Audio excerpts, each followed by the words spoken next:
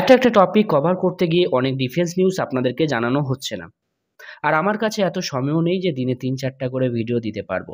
তো এবার থেকে চেষ্টা করব যেসব ডিফেন্স আপডেটগুলি আমরা পাচ্ছি সেগুলি আপনাদেরকে দেওয়া। তারপর যদি কিছু বিশ্লেষণমূলক ভিডিও করার দরকার হয় তখন না হয় করা যাবে। এই ভিডিওতে আমি কিছু লেটেস্ট ডিফেন্স নিউজ সম্বন্ধে আপনাদেরকে জানিয়েছি। নিউজগুলি এক এক করে স্কিপ না করে দেখবেন। নমস্কার বন্ধুরা, লেটেস্ট ডিফেন্স নিউজ ইউটিউব চ্যানেলে নতুন একটি ভিডিওতে আমি শানু আপনাদের সবাইকে স্বাগত জানাচ্ছি।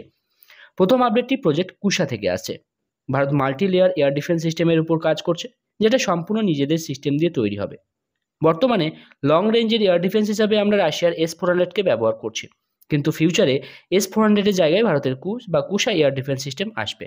Recently DRDO chairman doctor Samir V Kamat sir press কনফারেন্সে এই মিসাইলের ডেভেলপমেন্টের ব্যাপারে কিছু তথ্য দিয়েছেন। তিনি বলেন যে কুশা বা কুশ প্রজেক্টের M1 ইন্টারসেপ্টর মিসাইল টেস্ট 2025-এ শুরু হবে। প্রজেক্ট কুশ সিস্টেমে S-400-এর মতোই মাল্টি রেঞ্জের ইন্টারসেপ্টর মিসাইল থাকবে। S-400-এর 4টি থাকে, কুশাতে থাকবে M1, M2, M3 তিনটি। M1 এর রেঞ্জ হবে 115 কিলোমিটার, M2 রেঞ্জ হবে 250 কিলোমিটার এবং M3 রেঞ্জ হবে 400+ কিলোমিটার। রিপোর্টে বলছে রেঞ্জ হিসাবে রাশিয়ার S-500-কে ম্যাচ করবে M3 মিসাইল। তো 2025-এ M1 ইন্টারসেপ্টর মিসাইলের টেস্ট শুরু হবে এবং সমস্ত প্রজেক্টের টেস্ট 2028-এ শেষ হয়ে যাবে। 2029 থেকে প্রোডাকশন শুরু হয়ে যাবে। ভারতীয় বিমান বাহিনীতে 5 স্কোয়াড্রনের এরকম কুশা সিস্টেম নেওয়া হবে, এরকমই খবর কিন্তু পাওয়া যাচ্ছে। যে কোনো এরিয়াল থ্রেটকে ধ্বংস করতে সক্ষম এই সিস্টেম, যেমন stealth fighter jet, cruise missile, ballistic missile, drone, precision guided munition, আর সাথে লার্জ এয়ারক্রাফট লাইক অ্যাওক্স। এর hit to kill probability 90%। Salvo মুডে যদি ফায়ার করা হয় তাহলে বেড়ে হবে 98.5%। M1 মিসাইলের এয়ারফ্রেম আকাশ NG মিসাইলের এয়ারফ্রেমের উপর বেস করে তৈরি হবে। পরের আপডেটটি আসছে পাকিস্তানের তরফ থেকে। আপনারা জানেন ভারতের একটি ডেলিগেশন বিশ্ব ভ্রমণে আছে, যার উদ্দেশ্য ভারতের অপারেশন সিন্দুরের ব্যাপারে আসল তথ্যটা পৃথিবীর মানুষের কাছে তুলে ধরা। তেমনি ভারতকে কপি করে পাকিস্তানও একটি ডেলিগেশন টিম পাঠিয়েছে ভারত কি করেছে এবং তার জবাবে পাকিস্তান কি করেছে সেটা জানাতে। 6 আর 7 জুন এরকম তারিখে পাকিস্তান ডেলিগেশন আমেরিকাতে ছিল। সেখানে তারা তাদের করুণ কাহিনী খুব ভালোভাবে বলেছে। তারা বলে ভারতের অপারেশন সিন্দুরে ভারত সমস্ত পাকিস্তানে মোট 18 থেকে 20টি জায়গায় হামলা চালায় এবং ইনোসেন্ট মানুষকে হত্যা করে। আরে ভাই, জয়েসের ঠিকানা যদি ইনোসেন্ট মানুষের জায়গা হয় তাহলে এরকম হামলা আবার চালানো দরকার। তারপর তারা আরও বলে ওই দিন 6-7 মে রাতে 60টি ফাইটার জেট আকাশে ছিল। ধরুন প্রত্যেকটি ফাইটার জেটে 5টি করে মিসাইল থাকলো, তাহলে পাকিস্তানে কত মানুষ মারা যেত একবার ভাবুন। ভারতের এরকম হামলার হাত থেকে আমাদের বাঁচার জন্য আপনাদের মডার্ন এয়ার ডিফেন্স সিস্টেমের দরকার আছে।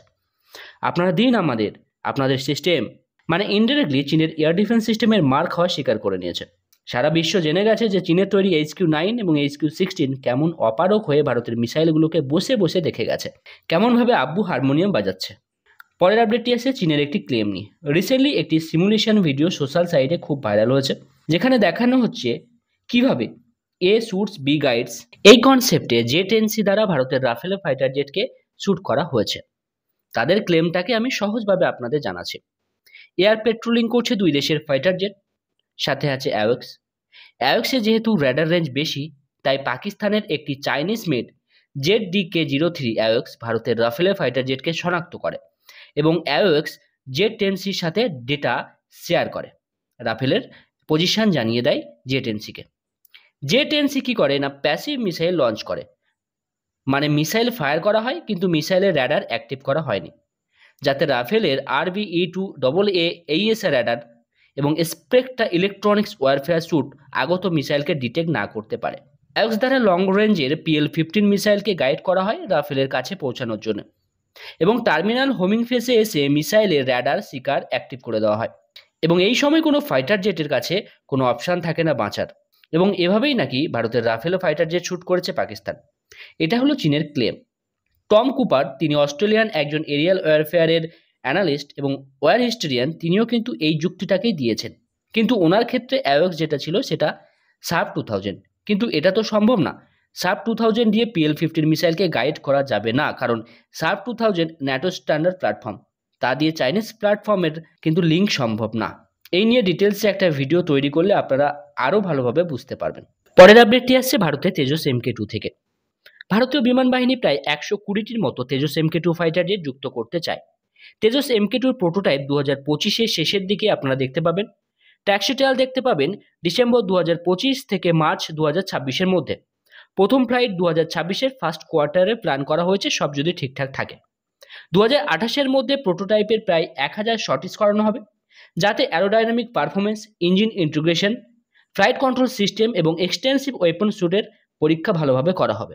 2028-এ আশা করা হচ্ছে IOC সার্টিফিকেট মানে ইনিশিয়াল অপারেশন ক্লিয়ারেন্স দিয়ে দেওয়া হবে। প্রথম দিকে 82% ইন্ডিজিনাস ইকুইপমেন্ট এতে থাকবে এবং মনে করা হচ্ছে ভবিষ্যতে স্বদেশীকরণের মাত্রা 90% ছাড়িয়ে যাবে। রিপোর্ট অনুযায়ী তেজস MK2 প্রোটোটাইপ বর্তমানে অ্যাসেম্বল হচ্ছে হাল বেঙ্গালুরু ফ্যাসিলিটিতে। এয়ারক্রাফট তৈরির কাজ 60% হয়ে গেছে। এয়ারক্রাফটের সেন্ট্রাল ফিউজেলাস, উইংস এবং ইঞ্জিন ইন্টিগ্রেশন এগুলি কিন্তু হয়ে গেছে। তেজস MK2-কে পাওয়ার দেবে জেনারেল ইলেকট্রিকের F414IN-S6 ইঞ্জিন। যদি 2029-এর থেকে প্রোডাকশন শুরু হয়, তাহলে প্রতি বছর 24টি হিসাবে 2034-এর মধ্যে 120টি তেজস MK2 ডেলিভারি শেষ করা যাবে। পরের আপডেটটি আসছে পাকিস্তান থেকে। আপনারা জানেন কিনা জানি না, পাকিস্তান জর্ডন থেকে পুরানো F-16AB block 15 multi role fighter aircraft ক্রয় করেছে, যার মধ্যে 3টি ভারতের মিসাইলের অ্যাটাকে ক্ষতিগ্রস্ত হয়েছে। ভারতীয় বিমান বাহিনীর ইন্টেলিজেন্স রিপোর্টে একথা জানানো হচ্ছে। ভারত 9-10 রাতে পাকিস্তানের বিমান বাহিনীর বিভিন্ন বেসে হামলা চালায়, যার মধ্যে একটি হলো ভোলারি এয়ারবেস। এই ভোলারি এয়ারবেসের একটি হ্যাঙ্গারকে টার্গেট করে ভারতের মিসাইল। ভোলারি এয়ারবেস পাকিস্তানের করাচি থেকে 100 মাইল দূরে অবস্থিত। এটি পাকিস্তানের মোস্ট অ্যাডভান্স বেস। পাকিস্তানের 19 নম্বর স্কোয়াড্রন এবং অপারেশনাল কনভার্সন ইউনিট OCU এর কিন্তু ঘর এটা। এখান থেকেই পাকিস্তানের F-16AB ব্লক 15 এয়ারক্রাফট অপারেট হয়। ইন্ডিয়ান এয়ারফোর্সের রিপোর্ট অনুযায়ী ভারতের মিসাইলের আঘাতে এর যে হ্যাঙ্গার তার রুফটপ প্রায় 60 ফুট চওড়া গর্ত হয়েছে, যেখানে সেই সময় মনে করা হচ্ছে SAF 2000 এরিয়ার আয়োগ ছাড়াও ফাইটার জেট থাকার সম্ভাবনা আছে এবং এটাও বলা হচ্ছে সেই সময় ওই হ্যাঙ্গারে অ্যাটলিস্ট 3টি F-16AB ব্লক 15 ডিস্ট্রয় হয়েছে। এখন পাকিস্তানের তরফ থেকে এর কনফার্মেশন পেতে বছর লেগে যাবে, কারণ বর্তমান সময়ে পাকিস্তান এটা স্বীকার করবে না। ভবিষ্যতে পাকিস্তানে কোনো আর্মি জেনারেল বা এয়ার মার্শাল বই লিখবে বা কোনো টিভি ইন্টারভিউতে বলবে অপারেশন সিন্দুরে ভারতের অ্যাটাকে ভোলারি এয়ারবেসে এতটা ফাইটার জেট ডিস্ট্রয় হয়েছে। এরকমই করে পাকিস্তান। পরের আপডেটটি আসছে আর্মেনিয়া থেকে। একটি ছবি অনলাইনে খুব ঘুরে বেড়াচ্ছে। এটা প্রথম ভিজুয়াল কনফার্মেশন ভারতের তৈরি অ্যাডভান্স টোড আর্টিলারি গান সিস্টেমের, যেটা আর্মেনিয়া ডিপ্লয় করেছে। আমরা জানি যে আর্মেনিয়া ভারত থেকে অনেক অস্ত্র ক্রয় করেছে, যার মধ্যে এই অ্যাডভান্স টোড আর্টিলারি গান সিস্টেমও আছে। এতদিন খাতায় কলমে জানতাম, এবার সবাই সামনে দেখতে পাচ্ছে। অনেকে বলতে পারে এটা আর্মেনিয়ার ছবি, তার কি প্রমাণ আছে?